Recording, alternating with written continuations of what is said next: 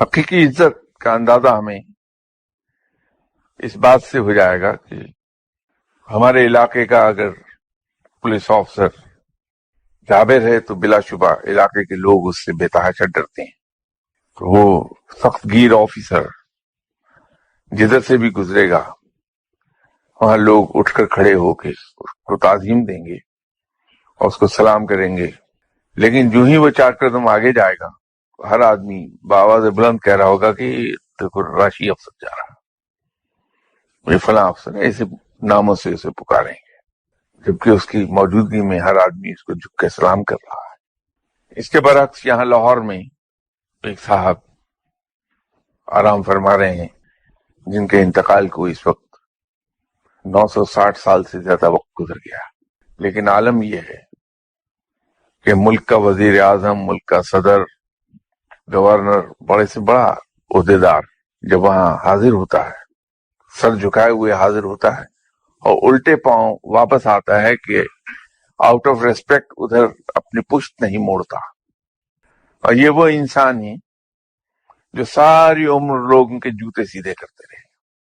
تو وہ جو میں عرض کر رہا تھا کہ جو لوگوں کے لیے فٹ میٹ بن جائے اللہ انہیں لوگوں کے سر کا ہیڈ بنا دیتا ہے. بڑے سے بڑے بادشاہ کے یہاں روزانہ 10,000 آدمیوں کو کھانا کھلانا دشوار ہے کہ اس کے خزانے جواب دے جائیں گے. یہاں لنگر چلتا ہے اور 10,000 آدمی روز کھانا کھاتا ہے وہاں.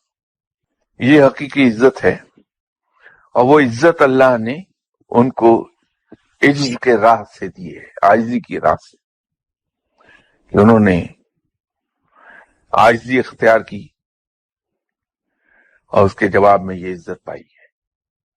بھئی کوئی صاحب آ جائیں اور آ کے آپ کے سامنے مجھے برا بھلا کہنے لگیں، گالیاں دینے لگیں، اور اگر اللہ مجھے ہدایت دے اور میں ان کی ان گالیوں کی اور برے الفاظ کے جواب میں مسکراتا رہوں، جب وہ جانے لگیں تو میں ان سے بہت ہنستا ہوا اور بڑا پولائٹلی یہ عرض کروں کہ آپ تشریف رکھیے، چائے پیتے ہیں اکٹھے.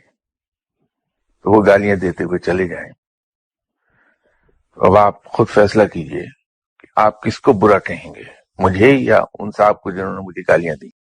تو یہ ہم کیا کرتے ہیں کہ جب کوئی آدمی ہمیں کوئی اچھے الفاظ نہیں کہتا، ہم پلٹ کے اس سے زیادہ سخت الفاظ اسے کہہ دیتے ہیں کہ اس نے میری بے عزتی کر دی. بے عزتی اس کی نہیں ہوئی جس نے کسی کے برے الفاظ تحمل سے سنے اور برداشت کیے، اس کے جواب میں مسکراتا رہا. برا تو وہ شخص بنا جس نے آپ کے ساتھ زیادتی کی. تو عزت کا کنسپٹ بالکل مختلف ہے. اور سب سے بڑی بات کہ یہ تحمل اور یہ بردباری سنت ہے. آپ صلی اللہ علیہ وسلم کا تمام کردار انتہائی اعلیٰ ہے، ایسی بلندی پر ہے جہاں دوسرا انسان کوئی پہنچ نہیں سکتا. اور ان اعلیٰ ترین صفات میں بھی جن کو بہت نمایاں حیثیت حاصل ہے، وہ ان میں سے ایک تحمل اور بردباری بھی ہے.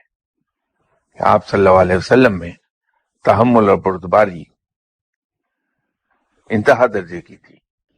تو جب ہم تحمل اور بردباری اختیار کرتے ہیں تو ہم آپ صلی اللہ علیہ وسلم کی اس سنت پہ عمل کر رہے ہیں.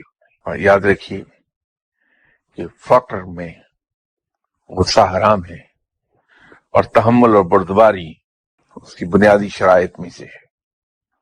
کبھی اگر فقیر کوئی آپ کو غصے کی حالت میں نظر آئے، کسی انسان پہ غصہ جھاڑ رہا ہو، تو یہ یقین کر لیجئے کہ اس کا غصہ وہ صرف ظاہری ہے، کسی مصلحت کے تحت، بلکہ وہ یہ ظاہر کر رہا ہے کوئی مصلحت ہے جس کے تحت وہ اس چیز کا اظہار کر رہا ہے کہ وہ غصے میں ہے. غصے میں ہوتا نہیں،